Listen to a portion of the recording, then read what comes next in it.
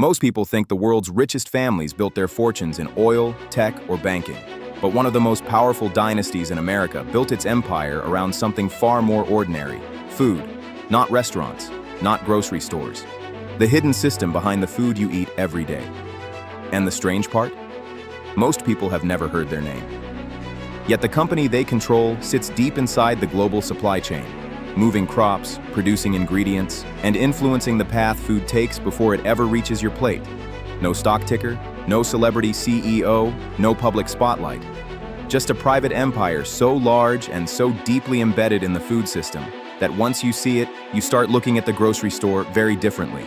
Because the story of Cargill is not really just about one company. It is about how a single family built influence inside one of the most essential systems on Earth. And once you understand how that power works, you start to realize something unsettling. The loudest names in business are not always the most powerful. Listen closely.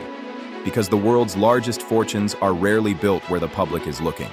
People often assume wealth comes from glamorous industries, technology platforms, luxury brands, celebrity entrepreneurs. But many of the most powerful fortunes in history were built in places that appear ordinary: railroads, oil pipelines, shipping routes, and food.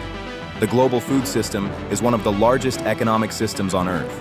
Every day, billions of people need to eat. That simple biological reality drives massive amounts of agricultural production, shipping, processing, and distribution. But food does not magically move from farms to dinner tables.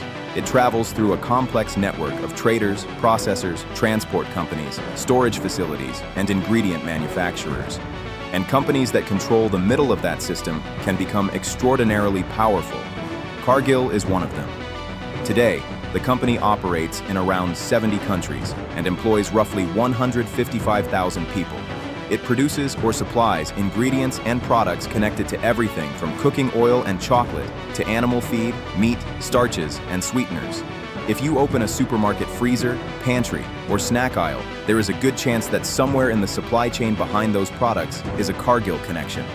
But here is what many consumers rarely hear. Most of Cargill's business happens behind the scenes. Consumers rarely see the name. Food manufacturers do, farmers do, commodity traders definitely do, because the company sits in the middle of global agricultural trade. And that position makes it incredibly valuable. If this is already making you look at your grocery cart a little differently, hit like and subscribe. And comment, "I had no idea," if this is your first time hearing about Cargill. Because somehow, we all know celebrity drama faster than we know who helps move half the world's food. The story begins in 1865. The American Civil War had just ended. Railroads were expanding rapidly across the Midwest, and a young entrepreneur named William Wallace Cargill made a simple but strategic decision. He bought a grain warehouse. At first glance, that might not sound revolutionary, but the location of that warehouse mattered. It sat beside a railroad line. Farmers growing wheat and corn needed a place to store their crops before shipping them to cities. Cargill realized something important. The real opportunity was not just farming. It was controlling the movement of crops. So he began building grain elevators along expanding railroad routes across the American Midwest. Each elevator became a node in a growing network. Farmers stored grain. Railroads transported it. Cities consumed it. And Cargill sat at the intersection of all three. By the late 1800s, his company had built a large network across the grain belt. And this is where the strategy gets fascinating, because grain trading is not just about buying and selling crops. It is about timing. Grain prices rise and fall depending on harvests, weather patterns, transportation disruptions, and global demand.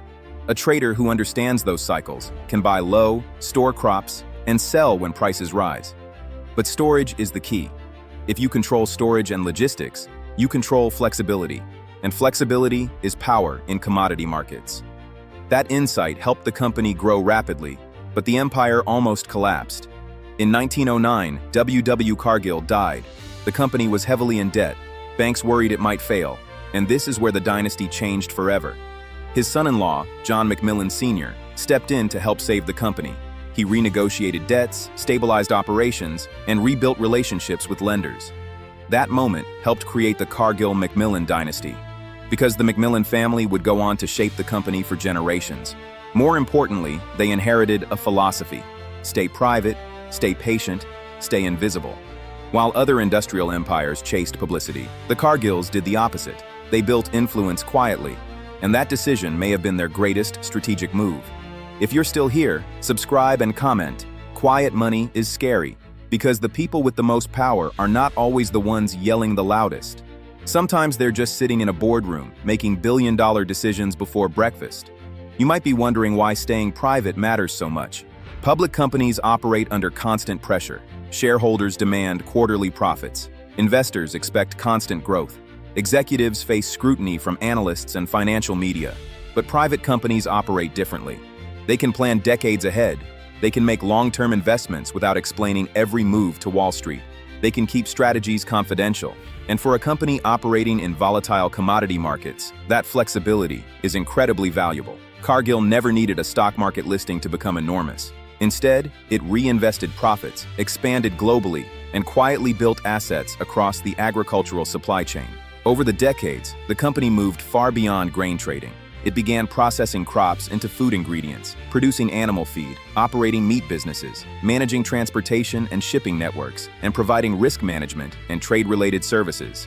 Each expansion pushed the company deeper into the global food system, and with every step, its influence grew. By the late 20th century, Cargill had become one of the most powerful agricultural companies on Earth. But most consumers still had no idea it existed, because the company did not build its power mainly through flashy retail branding. Instead, it focused on supplying other companies. Think about the ingredients in processed foods: corn-based sweeteners, vegetable oils, starches, sweeteners, and protein additives. These ingredients are often made or supplied by companies like Cargill and then sold to food manufacturers. That means the company operates one level upstream from the brands consumers actually recognize. It is similar to how chip makers power smartphones without most buyers thinking about who made the chip. Consumers buy the final product, but the upstream supplier remains nearly invisible. Cargill works in a similar way in food, and that invisibility allows enormous scale. Recent estimates place the company's annual revenue in the mid-$100 billion range. That is larger than many famous multinational corporations. But because it is private, the public hears far less about it. If your mind is doing gymnastics right now, hit like. And comment, check the pantry, if you suddenly feel like investigating every snack in your kitchen, like a low-budget food detective.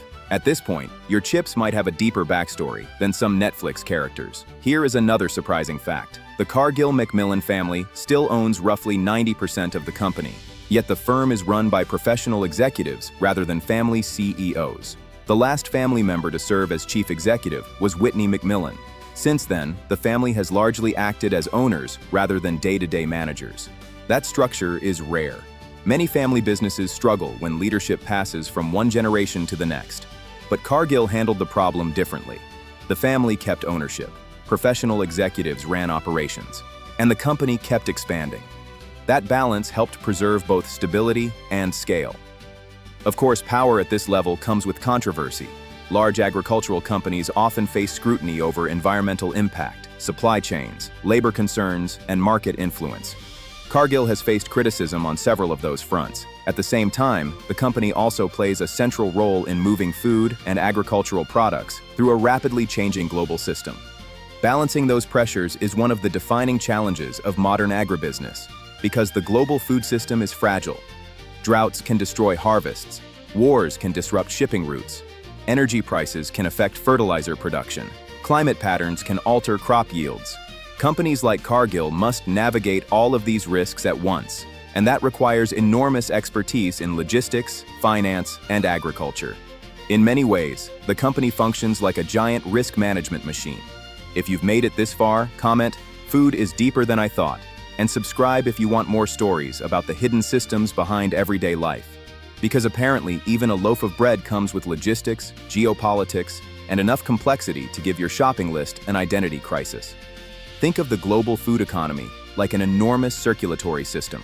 Farmers grow crops, storage facilities hold them, ships transport them, factories process them, food companies package them, retailers sell them, consumers eat them.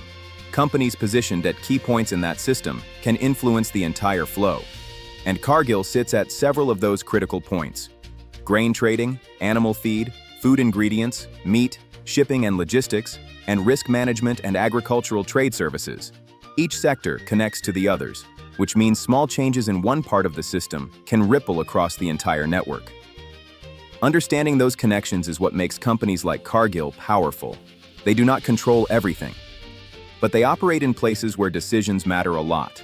And that brings us back to the real question. Do hidden food dynasties have more influence over what we eat than most people realize? The honest answer is yes.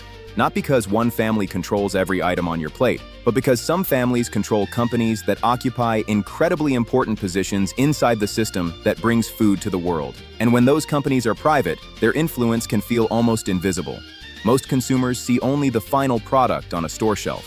They rarely see the infrastructure behind it. But that infrastructure is where much of the real power lives. Storage networks, processing plants, shipping systems, commodity trading desks, financial hedging operations. Those are the engines that keep food moving across continents. And families who built companies controlling parts of those engines created fortunes that rival many of the most famous billionaire dynasties in the world. So the next time you walk through a grocery store, take a moment to think about the journey behind each product. The wheat that became bread may have been traded across oceans. The oil in a snack might have come from soybeans processed in a plant thousands of miles away. The meat may have passed through supply chains connecting farmers, feed producers, processors, and distributors. Each step involves companies most consumers never notice. And somewhere in that invisible network, quiet boardrooms make decisions that shape what arrives on your plate. That does not mean the world is secretly controlled by hidden families. But it does reveal something important about how power actually works. The loudest names in business are not always the most influential. Sometimes the most powerful empires are the ones that built themselves quietly, one grain elevator at a time. And once you understand that, the world of wealth starts to look very different. Because the next invisible empire may already be growing somewhere far from the spotlight. And just like the Cargill dynasty, it may take decades before most of the world even realizes it exists. So what do you think? Is this simply smart business at the highest level? Or is it a little unsettling that so much power can stay this invisible? Comment below with your thoughts. And if you want more deep dives into hidden systems, quiet dynasties, and the industries that shape everyday life without most people noticing, like this video, subscribe to the channel and turn on notifications. Because the next time you pick up something as simple as bread, cereal, or a bag of chips, you might realize you are not just looking at food. You are looking at an empire.